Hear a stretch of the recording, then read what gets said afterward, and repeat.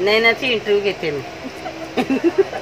हसू नको, एक तर बोलता येत नाही. चष्मा कशाला लावते? लाव लाव, छान दिसतोय चष्मा पण हिला. परत ओळख करून देते.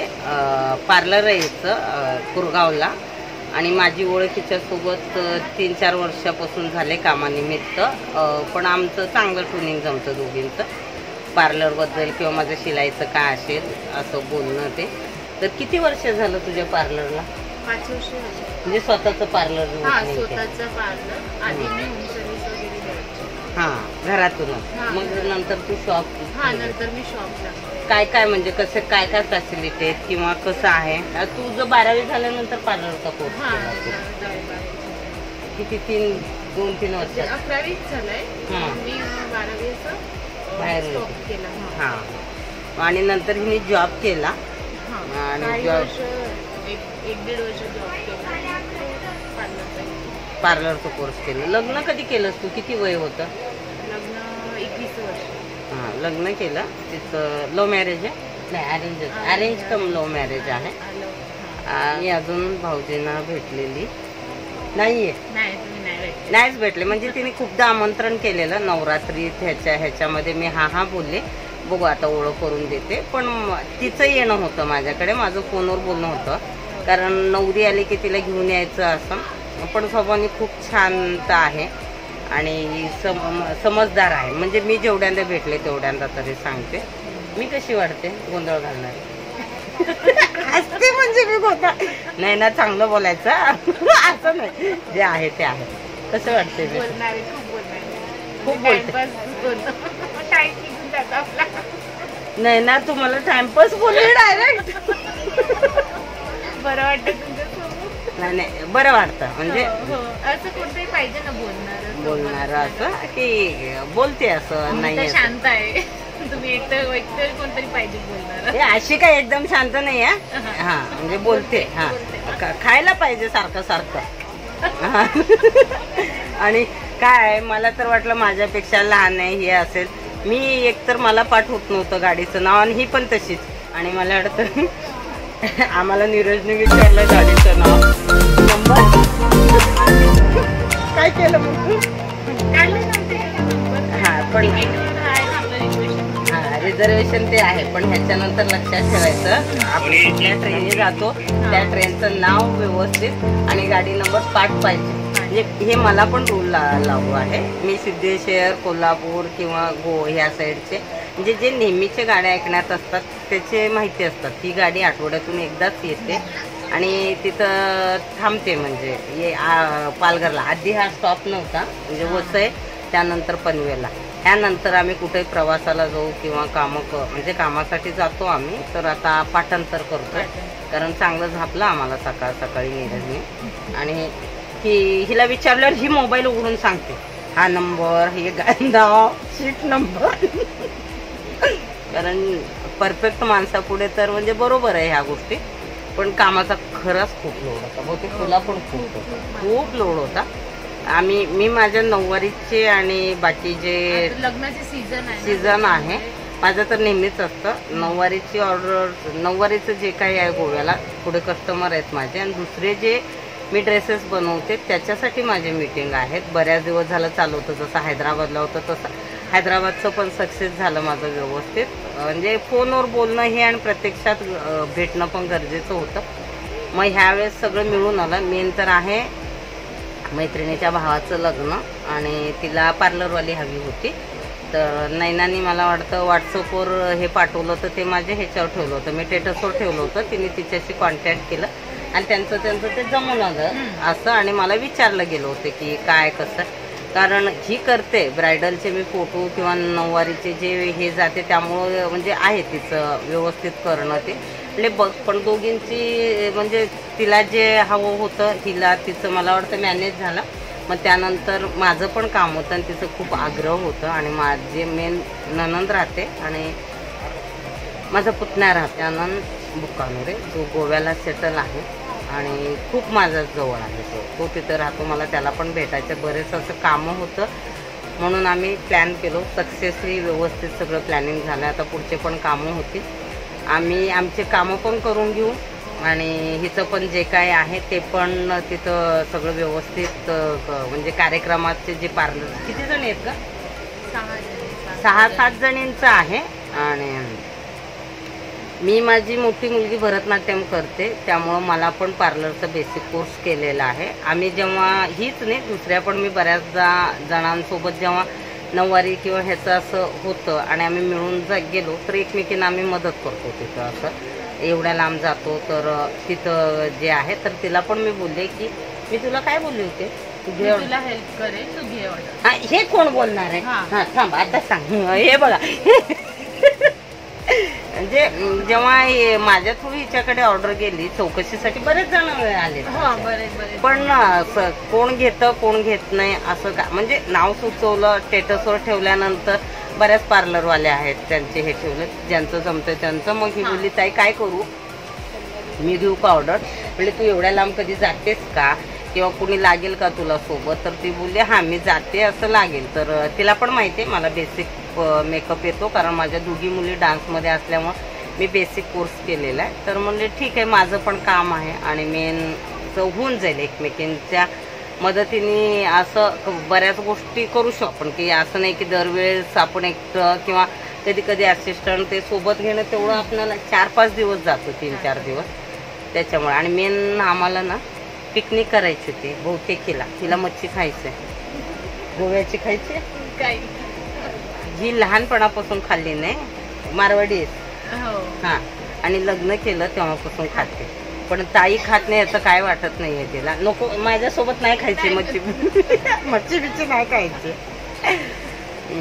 तर तेव्हा जेव्हा ऑर्डर आली होती ना तेव्हा तिला मला विचारलं होतं की मी काय करू म्हणून. मला एवढं आठवत नाही पण थोडंसं बोलणं झालं होतं. हां नाही मी विचारलेलं मला मी घेऊ का ऑर्डर, मग मी बोलले का मी पण केलेलं आहे तर घे असं, मी पण तुला हेल्प करेन.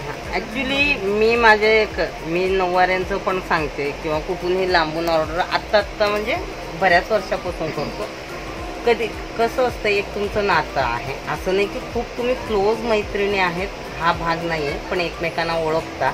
आणि सहजासहजी अगर तुम्ही जात असतील, तुमचा बिझनेस आहे म्हणजे बिझनेस किंवा तुमचं आता हिचं पार्लरचं आहे माझं शिलायचं आहे आणि दोघी मिळून जातो, दोघींचे कामं आहेत तर एकमेकींना थोडंफार मदत करण्यात काहीच हरकत नाही. ह्याच्यात कसं असतं की चला तिने मला विचारलं की कसं जमेल का, कारण कधी कधी आपण निर्णय घेताना थोडाफार तरी आपल्याला टेन्शन येते की कसं किंवा काय, अनोळख्या ठिकाणी जातोय. मग तिला म्हणले मी पण आहे आणि आपण जाऊया.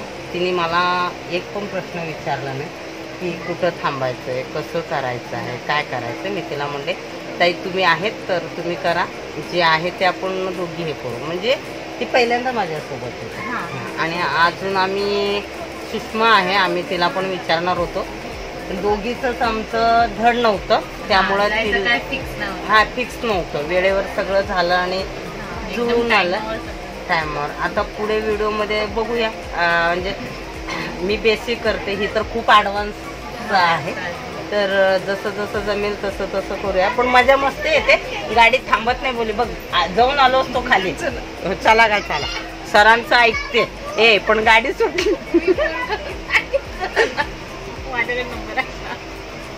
सर म्हणजे माझे मिस्टर, बऱ्याच जणांना माहिती मी सर बोलते त्यांना. काय सांगणार आहे सांग ना, काय सांगणार आहे? ताई ऐकत नाहीये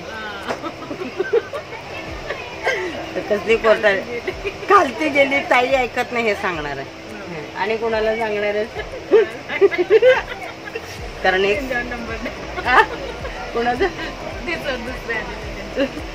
दुसरे कोण आले होते? ओके ओके ओके नीरज आला होता, त्याचा नंबर पाहिजे तुला? हो तर मला मी चुकून सुद्धा देणार नाही हिला, खूप ओरडेल.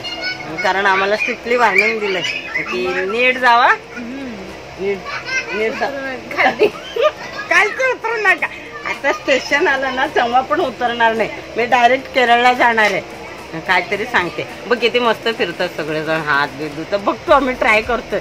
पण आम्ही आता मला वाटतं आपण दरवाजाला जाऊन गाडी सुटेल. सुटेल. हां, कारण बोगद्याचं तसंच होत आहे ना. हा. बाकी इंटरव्ह्यूची नंतर घेते थोडी. तर आमचा प्रवास चालू आहे, दोघी एन्जॉय करतोय.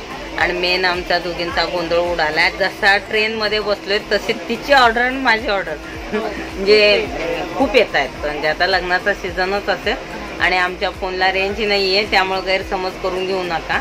कारण फोन येतोय तुमचा आणि बोधगा चालू झाले की आमचा फोन कट होतो. रेंज जातोय आता. पण म्हणजे माझे नऊवारीचे तर ऑलरेडी पॅक आहेत डिसेंबरच्या लग्नामुळे. आणि जसं माहिती नाही एकलच असेल दोघींचं सोबत असणं. किती ऑर्डर आले आज? 3 तरी आले. तीन लग्न. हां, 3 आले म्हणजे लग्नाचे पूर्ण लग्न सगळे साईडरच झाले. साईड 6 साईडर असो काही असो काम मिळण्याशी मतलब आहे. हा, आता नैनाकडून पार्टी घेणार आहे, गोव्याला नाही घेणार आहे कारण मच्छी खाऊ घालणार आहे मी. बोईसरला आले की म्हणजे कामाला ऍक्च्युली किती महिन्यापासून म्हणतोय दोघी पण एकमेकींकडे असं जाऊ येऊ, पण कामानिमित्तच येणं जाणं होतं. मस्त असा आमचा प्रवास चाललाय, एन्जॉय केले. म्हणजे विदाऊट प्लॅनिंग आम्ही निघालो, पण सगळ्या गोष्टी असं मस्त होत आहेत दोघींच्या. आणि मेन मुळात पडतं म्हणजे ती काय म्हणतच नाहीये, मीच चालवते असं वाटतंय पण मला धमकी देते सरांचा निरंच्या नावाने. पण जसं निघालो कंटाळा ॲक्च्युली येईपर्यंत असं थकवा हे सगळं होतं. पण मला वाटतं ऑर्डर मिळाल्यावर आपण खुश होतो ना. काय